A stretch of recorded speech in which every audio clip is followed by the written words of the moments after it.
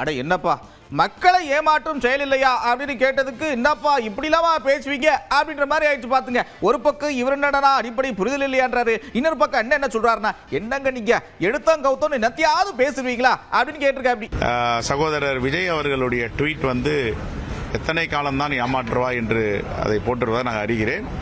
இது ஏமாற்றுவதற்காக எடுத்த முயற்சி இல்லை. தமிழ்நாட்டில் தொடர்ந்து மாணவ மாணவிகள் நீட் தேர்வில் தேர்ச்சி பெற முடியாமல் உள்ளதால் தற்கொலைக்கு ஆளாகிறார்கள். இதை முறியடிப்பதற்காகத்தான் மாண்புமிகு முதலமைச்சர் அவர்கள் 2021 தேர்தலில் நாங்கள் ஆட்சிக்கு வந்தவுடன் இந்த நீட் தேர்வை எடுப்போம், அதற்கான உத்திகளை கையாள்வோம் என்று வாக்குறுதி கொடுத்தார். அமைதியா இல்ல, சட்டப்பேரவையில் தீர்மானம் நிறைவேற்றியிருக்கிறோம். அனைத்து கட்சி கூட்டத்தை கூட்டி தீர்மானத்தை நிறைவேற்றியிருக்கிறோம். ஆளுநர் அவர்கள் பிடிவாதமாக மேதகு குடியரசுத் தலைவருக்கு அனுப்புவதில் திருப்பி அனுப்பி சிக்கல் செய்தவர் ஆளுநர். இதையெல்லாம் புரிந்து அறிந்து நிதானமாக செயல்பட வேண்டும். எடுத்தேன் கவிழ்த்தேன் என்று குறை சொல்வதும் குற்றம் சொல்வதும் ஒரு ஜனநாயகத்திற்கு உகந்ததல்ல.